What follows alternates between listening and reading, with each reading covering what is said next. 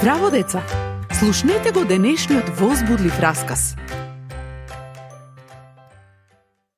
Невозможно. Сосема невозможно. На Авраам сигурно во умот му се вртеле овие мисли. Зошто? Бил многу стар, а и неговата жена Сара. Одамна Бог им ветил син, но на 89 годишна возраст да имаш бебе или на 99 години да станеш татко, тоа едноставно е невозможно. Дали Бог го заборавил ветувањето? Авраам седел на влезот на својот шатор. Било пладне и многу жешко. Ненадејно наеднаш дошле гости. Тројца мажи. Авраам се поклонил пред нив. Дали предпоставувал дека и самиот Бог бил еден од тие мажи?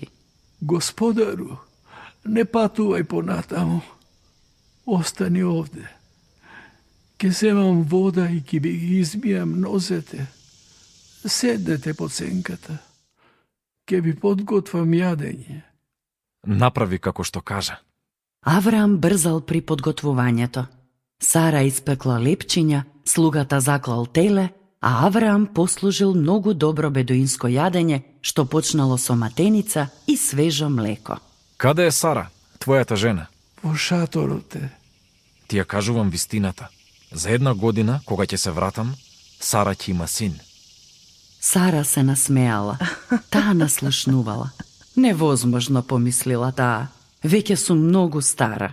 Зошто Сара се смее и вели дека е невозможно за неа да има бебе? Дали нешто е претешко за Бог? За 1 година Сара ќе има син. Има ли нешто невозможно за Бог? Бог му ветил на Авраам син повеќе од 10 пати. Еднаш состојбата била исклучително особена. Авраам, погледни кон небото и изброи ги звездите. Толку потомци ќе ти дадам.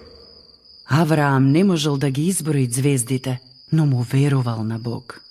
Големото небо исполнето со толку многу звезди му покажало дека Бог е уште поголем. Дали нешто е невозможно за него? Никогаш. И замисли, кога Авраам имал 100 години, станал татко, а Сара била многу среќна мајка на 90 години. Долго очекуваниот син го нарекле Исак. Со Бог ништо не е невозможно. Тој е поголем од се што можеш да замислиш. Обиди се да ги изброиш звездите и тогаш ќе сватиш дека Бог е толку многу голем. До следното слушање. Ако сакаш да не контактираш или ако имаш прашање, пиши ни на radio7kids@gmail.com. Чао!